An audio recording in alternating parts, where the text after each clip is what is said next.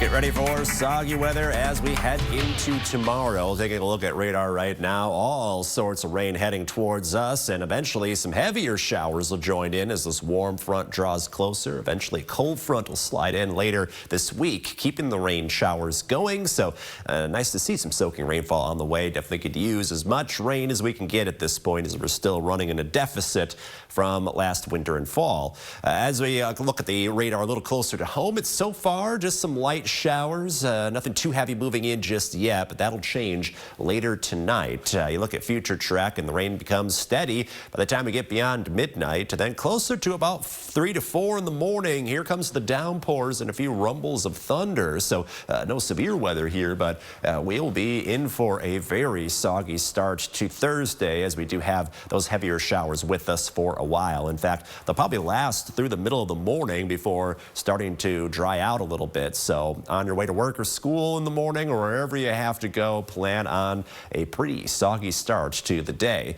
We could see some puddles in the roads if we get repeated downpours. The risk for any kind of flooding remains pretty low, so that is some good news, but still watch out for that water starting to pond up a little bit in some spots as a result of all the downpours coming through. So after a very rainy start to the day, the weather does dry out briefly towards the end of the morning, and then it's a little hit or miss throughout the rest of the day.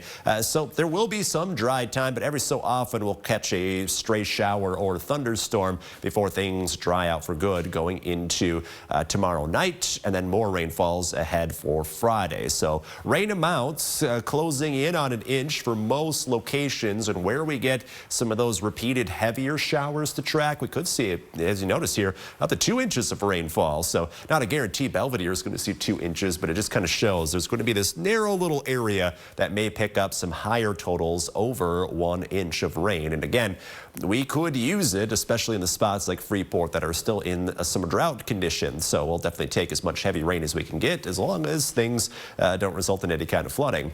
So for tomorrow's temperatures, planning on a near average day in the low 60s with a light breeze out of the northwest. Then peeking ahead to Friday, the day starts out dry. We'll see some scattered light rain showers in the afternoon to evening, maybe a quick rumble of thunder during those evening hours. And then the weather dries out nicely going into Friday night.